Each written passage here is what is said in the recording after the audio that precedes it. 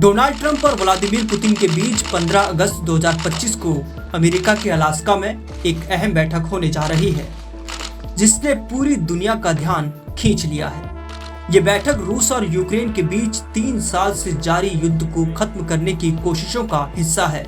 Trump ने इस meeting का ऐलान अपने सोशल मीडिया प्लेटफॉर्म ट्रूथ पर किया और कहा कि वो दिन करीब आ चुका है जिसका पूरी दुनिया शिद्दत से इंतजार कर रही है। ट्रंप का कहना है कि वो यूक्रेन, रूस और बाकी पक्षों के बीच शांति समझौता कराने के बेहद करीब हैं। उनका दावा है कि सभी पक्ष अब युद्ध विराम को लेकर गंभीर हैं और समाधान की दिशा में बढ़ रहे हैं।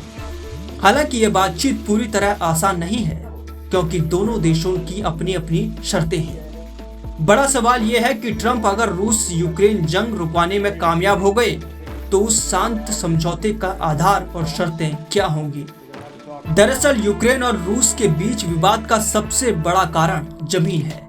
रूस जिन क्षेत्रों पर कब्जा कर चुका है उन्हें अपने देश में मिलाना चाहता है, जबकि यूक्रेन अपने सभी खोए हुए हिस्सों को वापस चाहता है। ऐसे में जमीन की अदला बदली यानी कुछ इलाकों का लेन देन इस समझौते का हिस्सा हो सकता है। ट्रंप ने एक प्रेस कॉन्फ्रेंस में भी ये इशारा किया था कि शांति के लिए कुछ क्षेत्रों की अदला बदली जरूरी हो सकती है।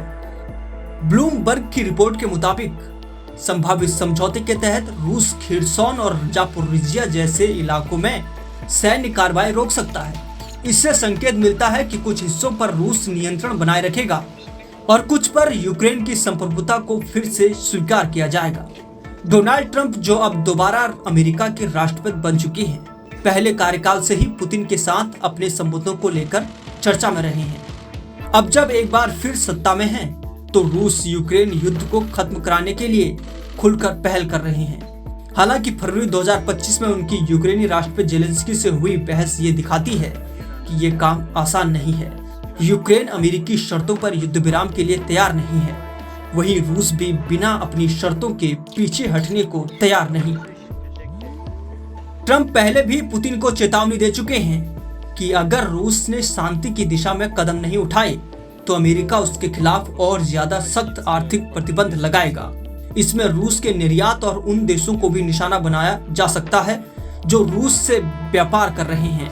हालांकि अभी तक ये साफ नहीं है कि ये प्रतिबंध लागू होंगे या केवल दबाव बनाने के लिए ये बात कही गई है। अब दुनिया की नजर इस बात पर टिकी है कि ट्रंप और पुतिन की ये बैठक कोई ठोस नतीजा दे पाएगी या नहीं। क्या रूस अपने पुराने सोवियत संघ जैसे एजेंडे को फिर से जिंदा करेगा? क्या यूक्रेन अपने भूभाग को खो बैठेगा? क्या या फिर से रूस को पीछे हटना पड़ेगा? ये सारे सवाल इस बैठक के बाद ही साफ हो पाएंगे। लेकिन इतना तय है कि ये मुलाकात सिर्फ यूक्रेन और रूस ही नहीं बल्कि वैश्विक राजनीति के लिए भी बेहद अहम साबित हो सकती है।